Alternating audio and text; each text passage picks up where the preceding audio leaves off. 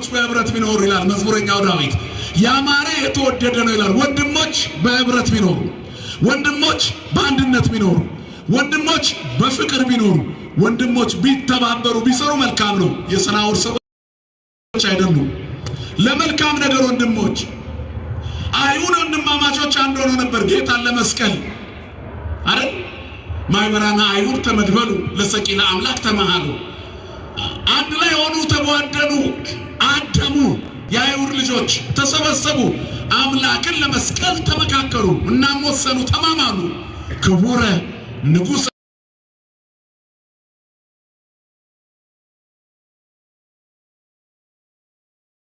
ሰቀሉ ደሙ ላለነ ወላይ ለውሉድነ ይቤሉ። ደሙ በእኛና በልጅ ልጆቻችን ላይ ይሁን ብለው ክቡሩን ንጉሥ ሰቀሉት። አይሁድ ንጉሳቸውን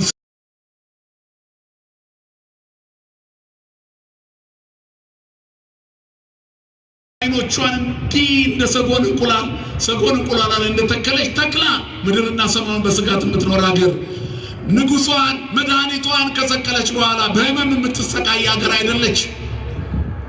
መድኃኒቷን አስወግዳ የታመመች ሀገር አይደለች። የክፋት ማይበር ነው። እግዚአብሔር ይበትናል። ከዛ በኋላ ስንት መከራ ደረሰባቸው። በሞራዎቻቸው ሳሙና እንደተሰራ ታሪክ ይነግረን የለም። በየቦታው መከራ የተቀበሉ ህዝቦች ተበትነው ዓለምን የሚያውኩ ህዝቦች ሆኑ። እግዚአብሔር ከዚህ ይሰውረን ሁላችንን።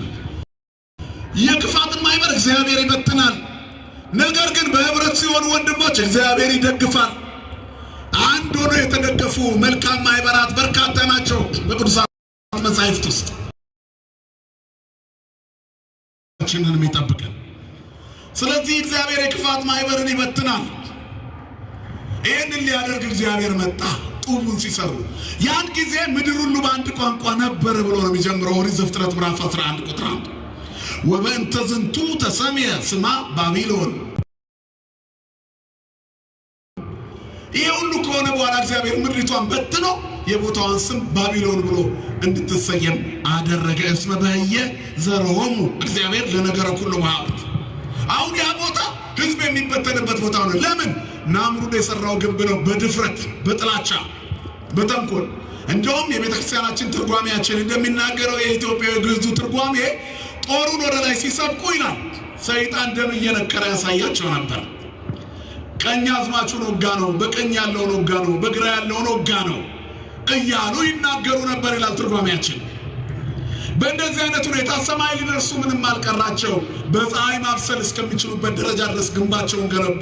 ዲያብሎስ ያግዛቸው ነበር። የተንኮል ስራ እንደዚህ ይቆያል እኮ ግን ይበተናል።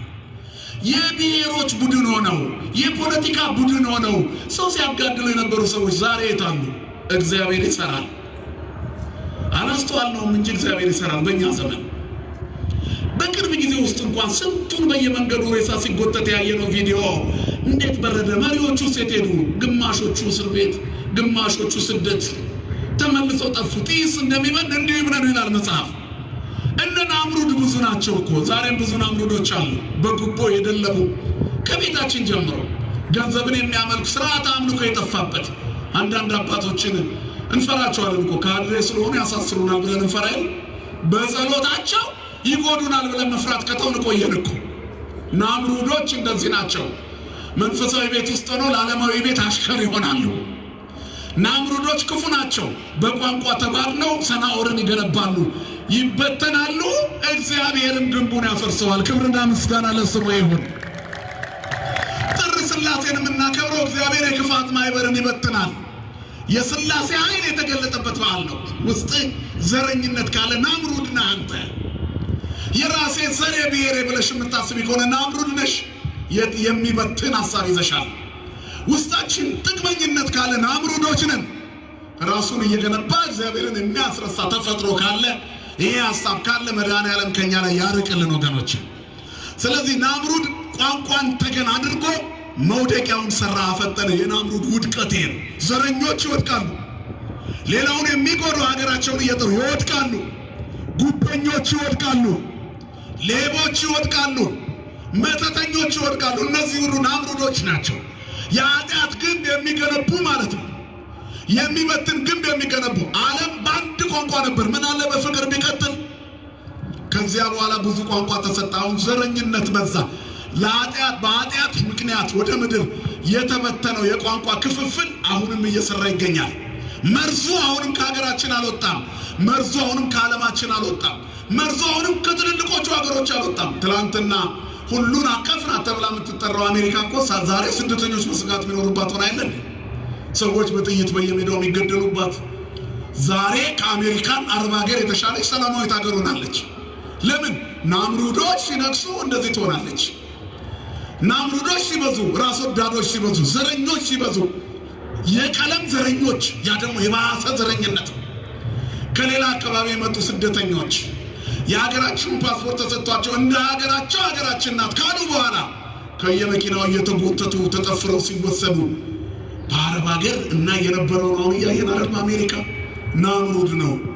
ይሄ ናምሩድ ህይወት ነው። የናምሩድ ዘመን መቼም ቢሆን መታየቱ አይቀርም። ናምሩድ ብዙ እኮ ነው አለ ሁሉም ቦታ። ከ12ቱ አንዱ ይሁዳ ናምሩድ አልነበር? አምላኩን የሸጠ የወጋ ናምሩድ አምላኩን ለመውጋት ጦር ወደ ሰማይ የወረወረ እኮ ነው።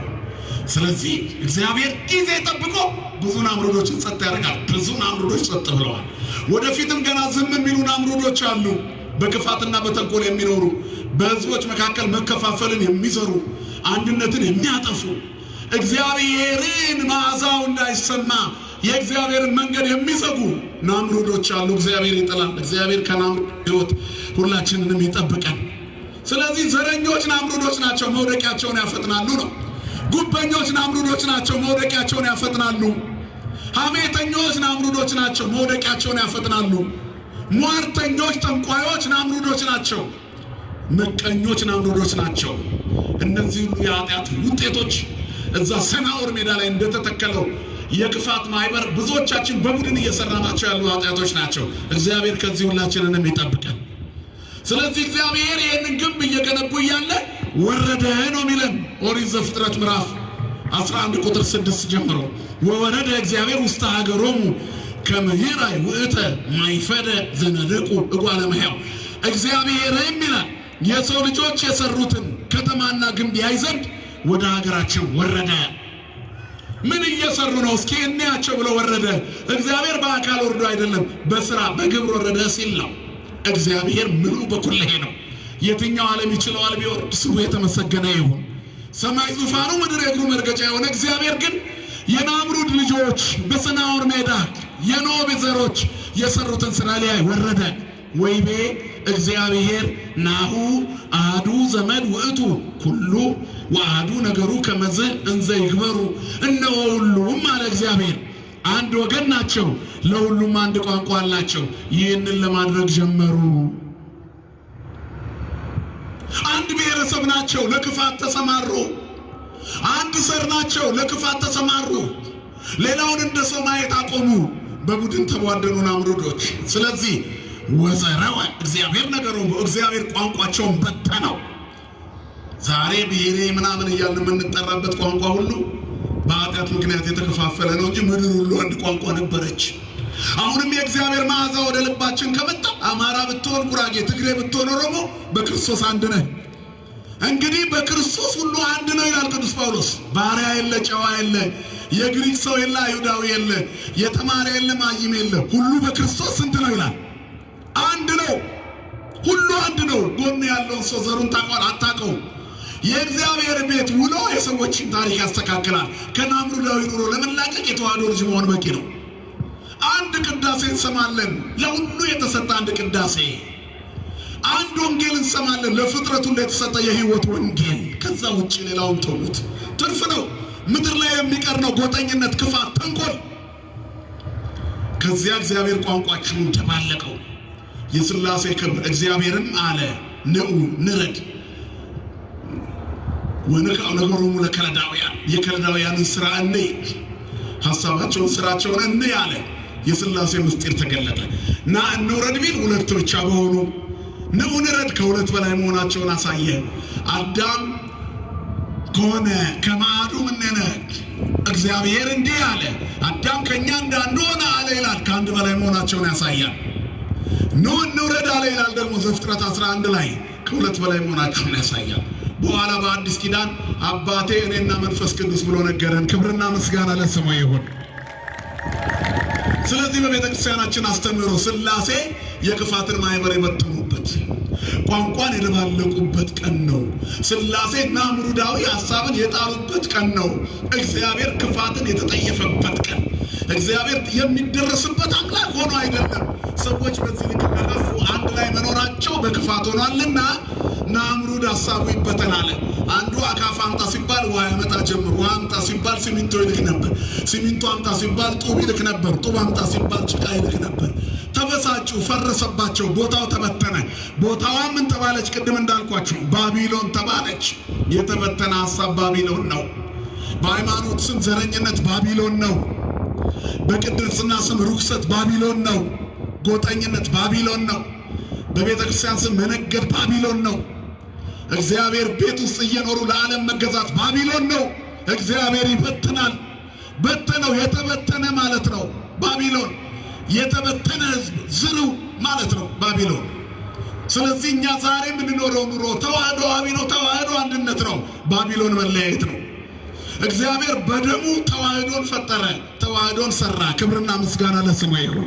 በከበረ ደሙ ፈሳሽነት የሰራት የአዲስ ኪዳኗ ቤተ ክርስቲያን ግን ከባቢሎን ትለያለች። ኦርቶዶክሳዊ ተዋህዶ ትባላለች። የአዲስ ኪዳኗ መቅደስ እግዚአብሔር ከመቤታችን ከስጋዋ ስጋ ከነፍሷ ነፍስ ነስቶ የተዋሃደበት፣ በግርግም ተኝቶ የተገለጠበት፣ ልደቱን ባከበርን ማግስት የሥላሴን ኃይል ስናደንቅ በአዲስ ኪዳን የተሰጠንን ጸጋ በማክበር ነው። ሁሉም ሰው የተለያየ ቋንቋ እንዲናገር በሰናወር ያባዛውን ቋንቋ በአዲስ ኪዳን ለበጎ አገልግሎት አንዱ ሰው ሁሉን እንዲናገር አደረገው።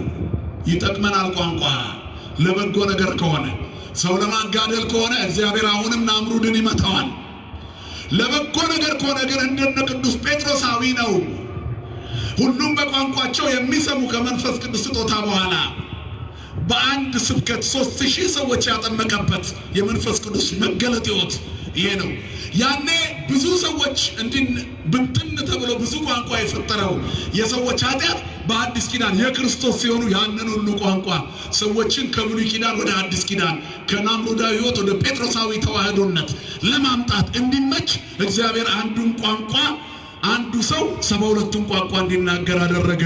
ሐዋርያት ተናገሩ ወተናገሩ በነገረ ኩሉ በሐውርት። በአምሳኛው ቀን ፈነወ ሎሙ መንፈሰ ቅዱሰ ከመዘ እሳት ወተናገሩ በነገረ ኩሉ በሐውርት ይላል ሐዋርያት ሥራ ምዕራፍ 2። ያኔ የበተነውን ቋንቋ በአንድ ሰው ልብ ውስጥ ሞላው።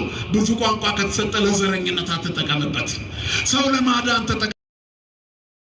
ተጠቀምበት። ወንጌል ለመስበክ ተጠቀምበት። የቋንቋ እውቀትህን ለመበተን አትጠቀምበት፣ ለመሰብሰብ ተጠቀምበት። ካለበለዚያ ናምሩድን የበተነ እግዚአብሔር አንተንም ይበትናል።